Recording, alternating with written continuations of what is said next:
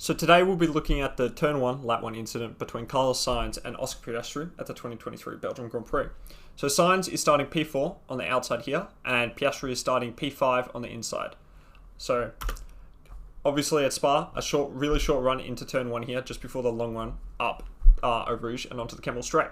So going into the first turn, so you can see the top four cars really fan out to the outside here, as Leclerc covers the inside and they all move to the outside looking for space. This opens up a lot of space for Oscar Piastri on the inside. However, as we skip forward a bit, you can see that Carlos Sainz is really close to Hamilton in front and begins to lock up here and moves to the inside, and I would say in an attempt to avoid hitting Hamilton. So the space that Oscar Piastri was in is just gradually disappearing. So we play it further forward. You can see it again that Sainz is they're now 3 wide going into Turn 1, and Sainz is occupying a lot of that space that Piastri was originally aiming for. And Piastri at this stage is only around halfway alongside the Ferrari. And as you go through, Sainz, I would say, turns in, like Piastri isn't there. And Oscar Piastri keeps his nose in, which leads to him getting squeezed into the inside wall, into the Ferrari, and knocking them both effectively out of the race. Piastri on the spot, and Sainz later on, as he suffered from a lack of pace due to damage. So, skipping forward, we look at the onboard here from Oscar Piastri. And this is what I was saying earlier. As originally, all cars move to the outside, and look how much space Oscar has here. All this space to break into.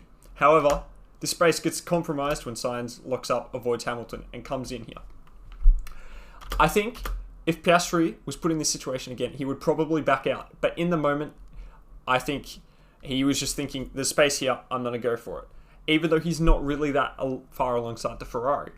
Again, Sainz turns in, Piastri doesn't back out, and he hits the inside wall, damages the floor of the Ferrari, taking them both out. I would probably put this down to a lap 1 racing incident.